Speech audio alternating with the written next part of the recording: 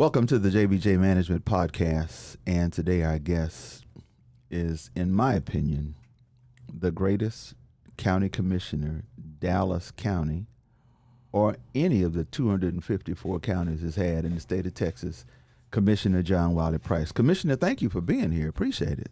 Oh, you're talking about me. Yeah, thank you. I'm just glad to be here.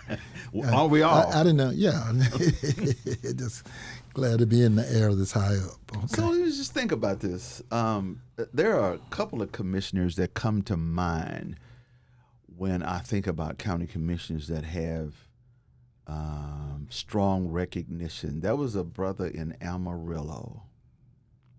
Elijah Demerson. Yes. Yeah. Mm-hmm. There was a brother in Beaumont. On the Overstreet? No. Overstreet was in Amarillo as well, but he was a judge. Yeah, and he recently transitioned. Passed, right? Yeah, right. But yeah, he was a judge. In fact, he was the last, on the Democratic side, last statewide Democratic judge, and he rode the ticket with Ann Richards. And then there was El Franco Lee in Harris County. In Harris County, El Franco and I got elected. Elijah and like you said, Beaumont. But more than that, Willis, Angelina County, Potter County is Amarillo, Angelina County, even Anderson County, Potter, Palestine. They all had county commissions for. Franco and I were the first two urban county commissioners, and then Tarrant County. Out, right. In Tarrant County. Texas is a big state. Yep. More counties, and people have countries in some cases. It's a big state. Well, not only that. I mean, more. 27 million population. And when you look at the state population in terms of African Americans, we're probably right at about 20%. So yeah, it's a large state, but at the same time they don't realize. So there's a fun fact that I want to go in on. That is 80% of America stays within 100 miles of where they grew up. This is according to Consumer Affairs. Sure. Yeah. 80% of America stays within 100 miles of where they grew up. So put a pin in that. I'm coming back to Forney, Texas in a minute. Okay. Texas is ranked third worst state to move into in 2024, according to Consumer Affairs. Only California and New Mexico are worse. Problem? Education, health. How do we address that, Commissioner? Legislatively. And that's what we've got to understand about this participatory democracy.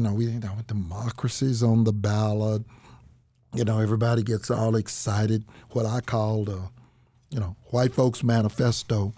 And I know white folks listen to your podcast, so that's all 2025 is. Ain't nothing new. I don't care if it's 900 pages, one page. It's going in 180 days. That's part of the manifesto. That's been the manifesto all along. And they can try to cover it under the guise of leadership guides. It's the same. The more things change, the more they remain the same. So Texas as being what Texas has always been. When you look at the State Board of Education, 99% of you people on your podcast can't tell you who their State Board of Education individual is. They don't even know how many people are on the State Board of Education. They don't even realize it is an elective office. And so, why is that? Why don't we know? Why don't our constituents know that? Because we don't seem to regard the power of the electoral process. I told somebody the other day in Dallas, and here at UT Southwestern, one of the premier teaching medical universities in this country. Mm-hmm. Do you realize they got a arrangement with DISD. They got a school on the campus. Everybody talks about Montessori schools and all that. DISD's got a campus. Their kids who are primarily in the UT system and others are in that school from kindergarten on. And so when you look, I mean, how many of us, are really there? What are they doing? They're doing everything from biometrics engineering on back. I guess we have really lost the real flavor for, what we think is education. Education is not what you get. Education is what you do. And we have never really totally embraced that. I mean, how do you retire from anything, but especially from education? Highest taxes, you pay education. You pay some city taxes, you pay some college district taxes, you pay some hospital taxes, you pay some county taxes, you pay a lot of political subdivision, but the highest you pay is education.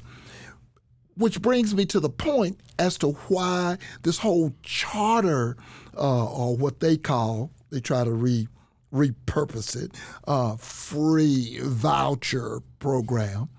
All they mean is they're going after public money.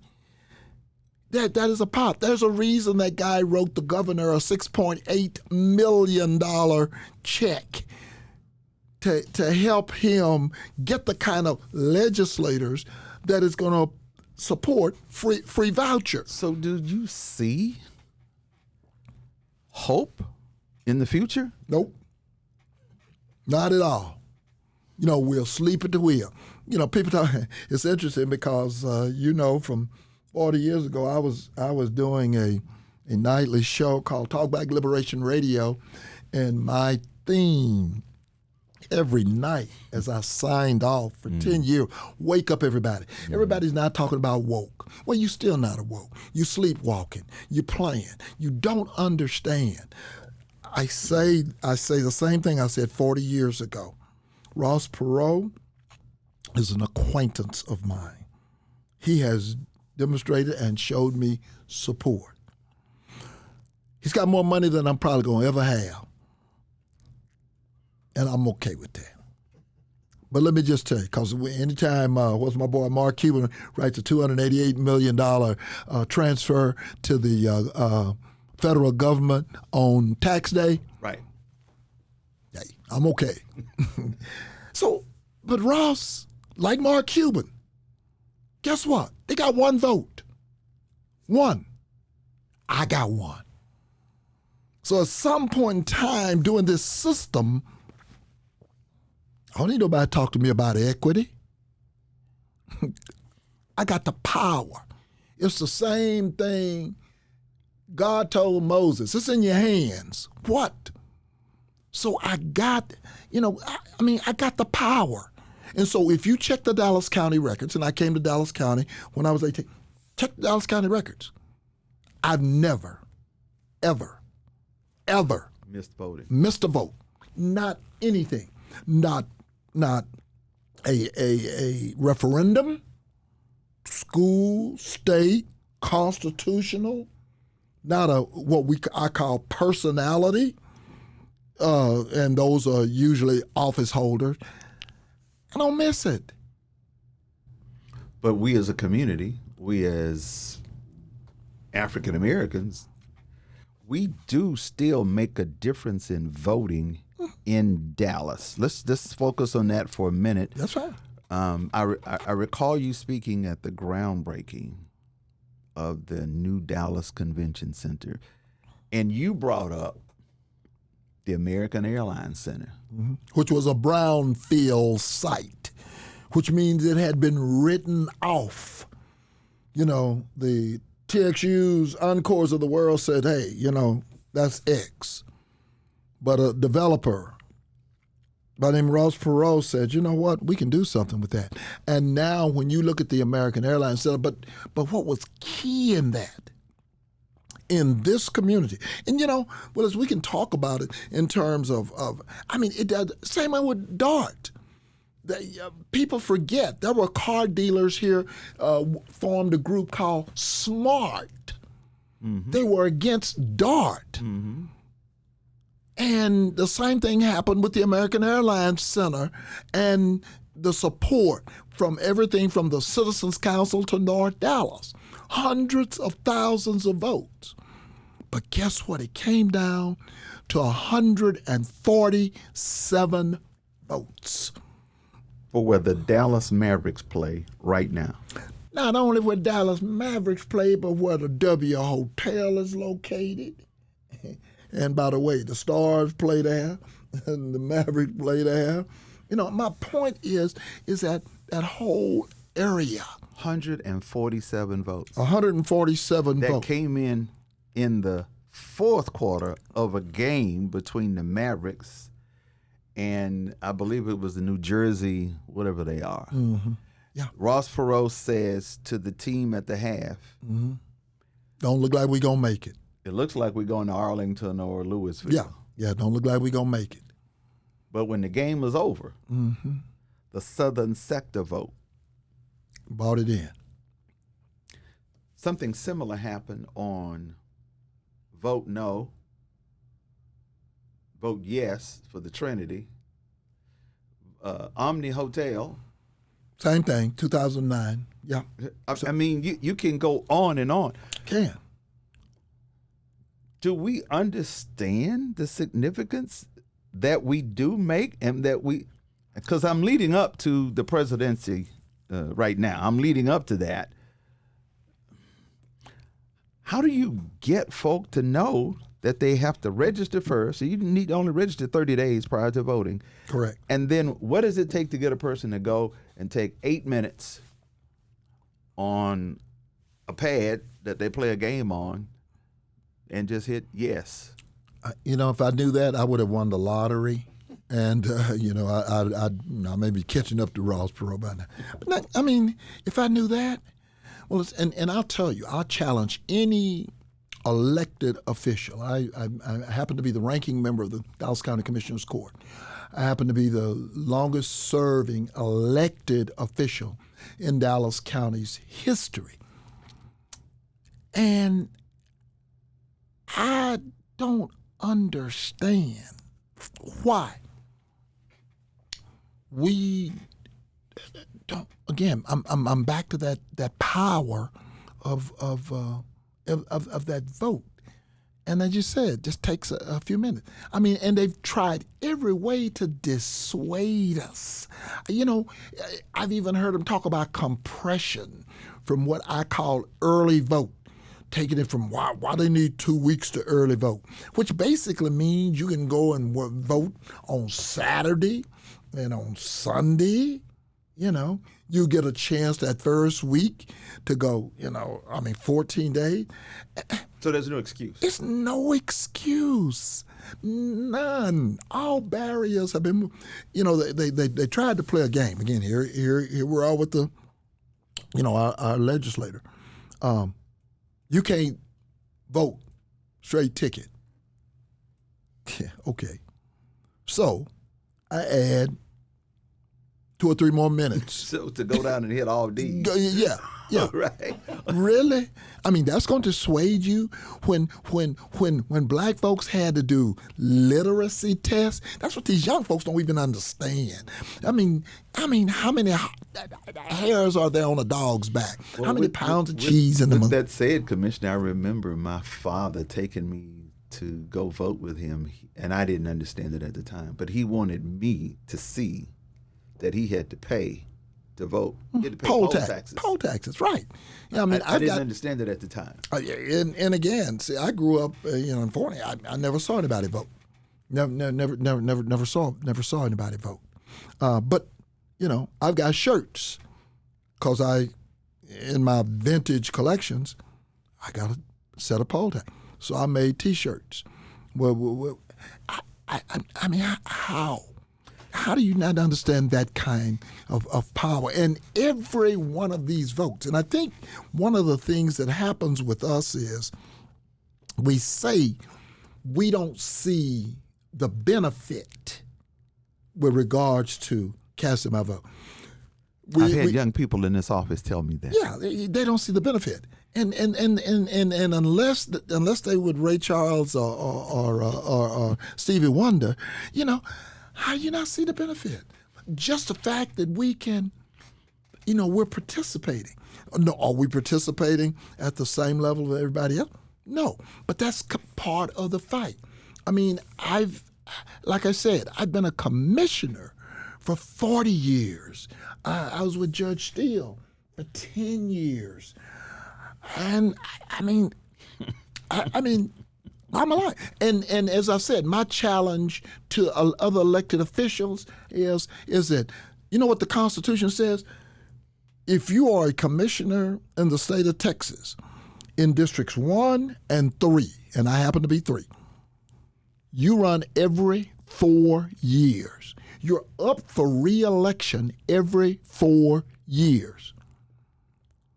I run every year, what they call presidential years and off-election years.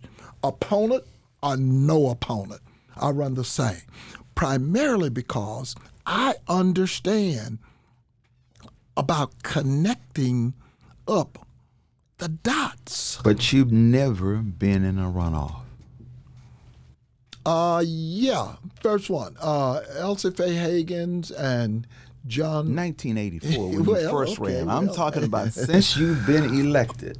Let's see, have I? I don't think so. No. But anyway. Yeah, There's but been anyway. there's been no runoff. Yeah. Why is that? Well, because I'm running. I'm running. And the day I no longer want to be an elected official, I go do something else. I'm 24/7. If they see me at church and they found me at church, they say, Junebug needs to get to the mental health. Peaches, she needs some help. I need to respond. That's what I signed up. But if I'm at commissioner, supposed to do roads and bridges. You know what? I got superintendents and I got a whole crew. I may decide which way based on what my growth patterns and my growth spurs are. When I look at the county growth pattern from 1950 when I was born all the way through, I look at what cities are growing at what rate. I look at their trajectory. I look at what businesses are moving into the community, and then I make the decisions. But I'm not out there driving a grader. I'm not out there operating a motor grader. I'm not out there with a dump truck. I'm supposed to help give direction.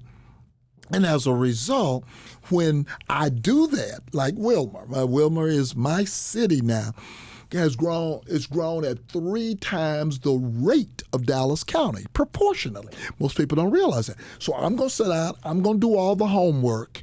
And so as a result, when I got my city managers, I'm in them Wilmer city councils. Well, how do you respond to people who say he's too involved? Oh, well, yeah, they go say I'm micromanaging. Hell yeah, that's what I'm supposed to be. I'm supposed to be involved. You can't expect what you don't inspect. You need to be in there. So when my city managers come up for evaluation, I'm posted up. When was the last time you taken a vacation? What's a vacation? But let me tell you something. Follow the word. I know you've Glaywater, out California. Vacate. When I decide to vacate, I'm gone. I'm not going to even look back. I'm not going to even look back when I vacate. I own board all of the employees at Dallas County. When I go into HR, you know what I tell them? I said, I've been here 50 years. I've missed 90 days of work. I don't telecommute. When it's ice on the ground and my guys are out there, I'm on the ground and I'm out there. If it's midnight in that jail, I'm going up to inspect what's going on. Are your expectations too high for everybody else? Because you want them to be the way you are? Well, not necessarily. That's you and your God. Well, I mean, why did God leave you here? You know, I mean, I don't usually quote Sheriff Bono, but she said if it's easy, everybody be doing it.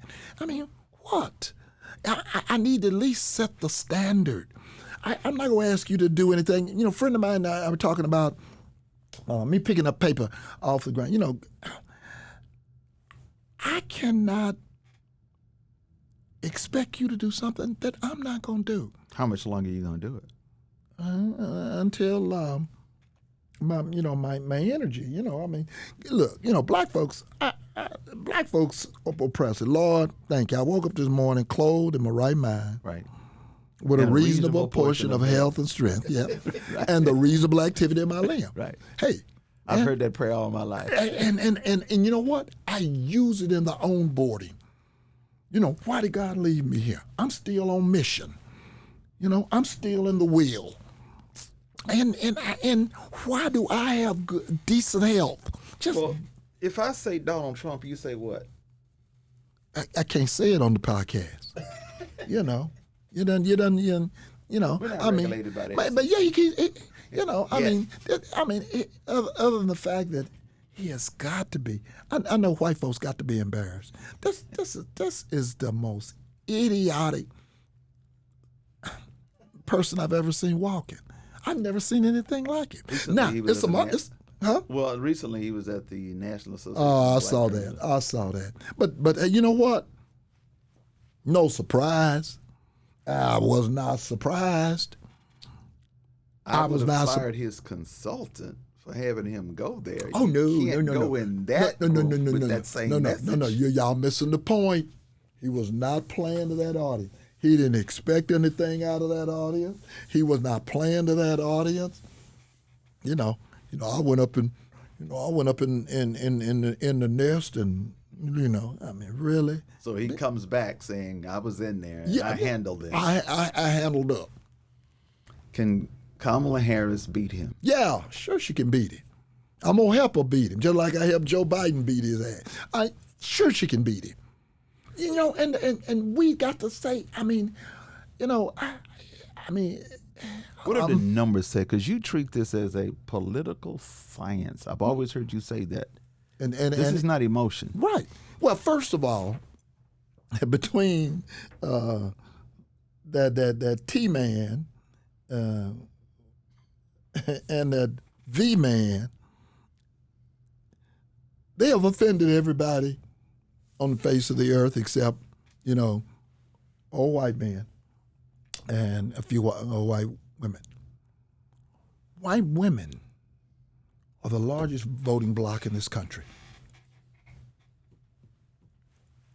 I don't care how you cut it. Go back to women's suffrage. I know ain't nobody doing no history and all this other stuff. Go back to women's suffrage. White women have become the number one voting bloc in this country. White men are second. Black women are third. Then black men. Then Hispanic. And then Asian. And so when you look at that voting bloc, and all you do is see when President Harris raised this money, 44,000 of her sorority sisters got together and raised 1.2 million. White women say, okay, we need to raise some money. They got together, ran that same 24-hour drill, raised $8 million. Hey, man, look, I'm clear. I'm clear about the path. You know, and like I said, unless we've been asleep at the wheel, what?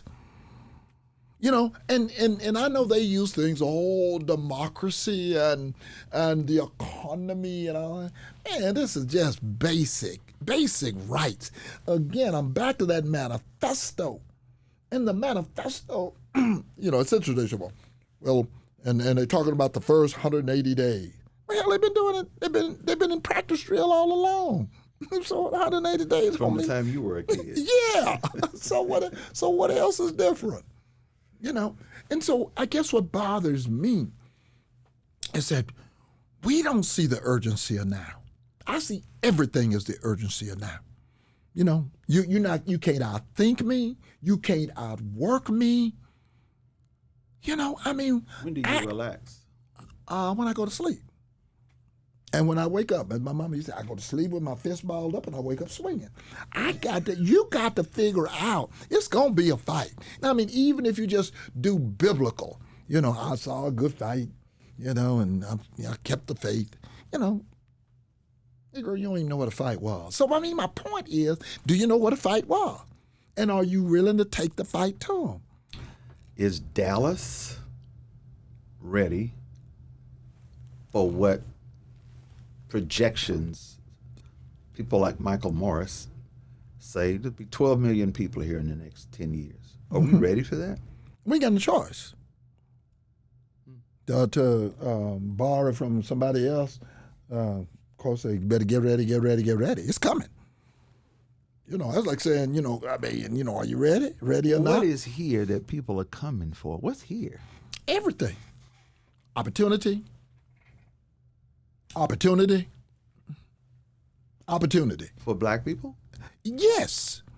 If you understand the leveraging. Sure it is. I mean, there is no reason, man, when I look at the numbers and the changing dynamics in terms of what was South Dallas. See, and that's, again, I try not to go into all the details because, you know, just because I'm locked and loaded on this history. I mean, Fair Park homeowners, 99% young folks, they don't know about it. And the old folks, and most of the people who have migrated here don't know anything about the Fair Park homeowners. What I see happening in South Dallas now happened back in the 60s. Go to the 60-Minute archives. A guy named JBJ Jackson. More than just a train station. Very active in this community. Representing the Fair Park homeowners.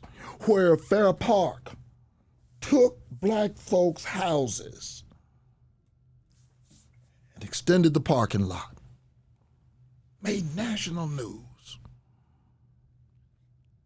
When you look at the bottoms, every community has had them. That's where we moved into. Bottoms now, homes are starting at $400,000. Oh, but John, it used to flood. They reroute water when they get ready. Turtle Creek used to flood, but then nobody done the homework, so they don't know that. Turtle Creek used to flood. They who? Who? White folk. They rewrite the water. They rewrite the water. Hey, I'm doing a floodplain study right now. It came out of the legislature.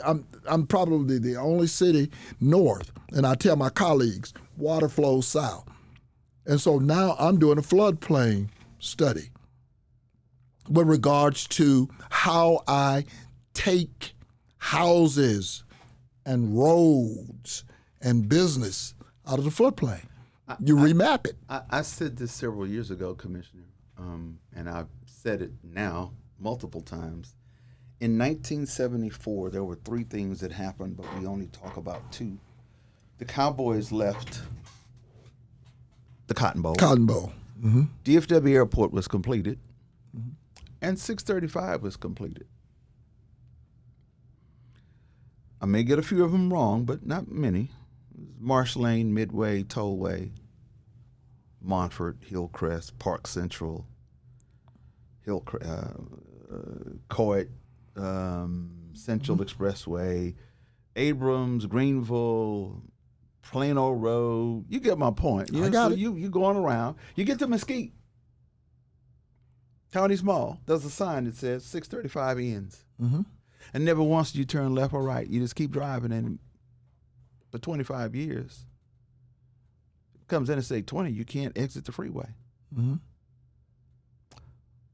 Why is that? Growth and development follows transportation. Always has, always will.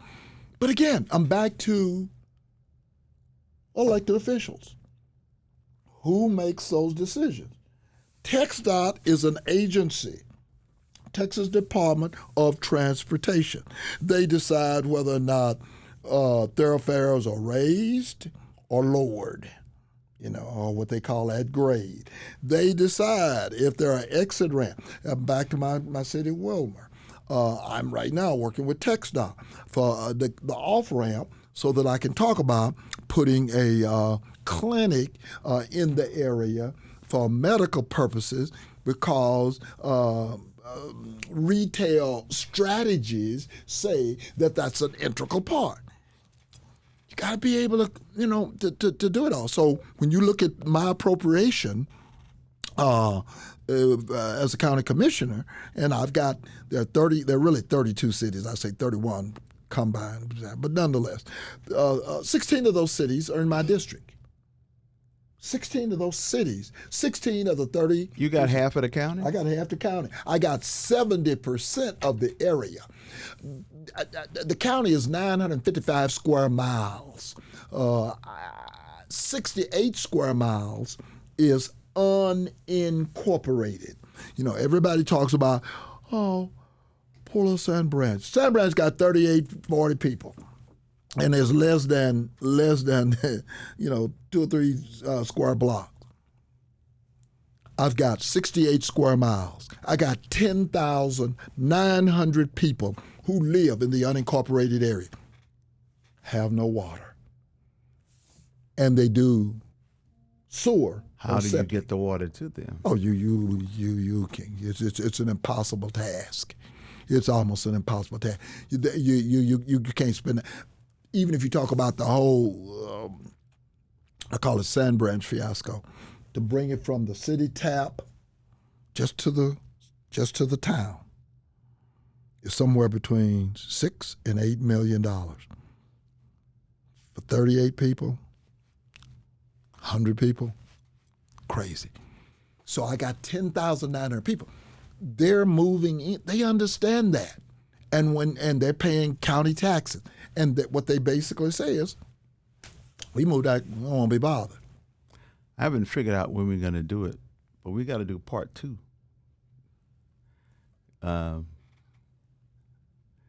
Commissioner Price is a wealth of knowledge. I said this when we opened this podcast. In my opinion, he's the greatest county commissioner that Texas has. I know those of you will have other opinions, but it's my opinion, and I vote. Commissioner Price, thank you for being on our podcast. Thank you for the invitation. I don't get many invitations, so thank you. If I get another one, I'll be back. Part 2 is coming. Okay.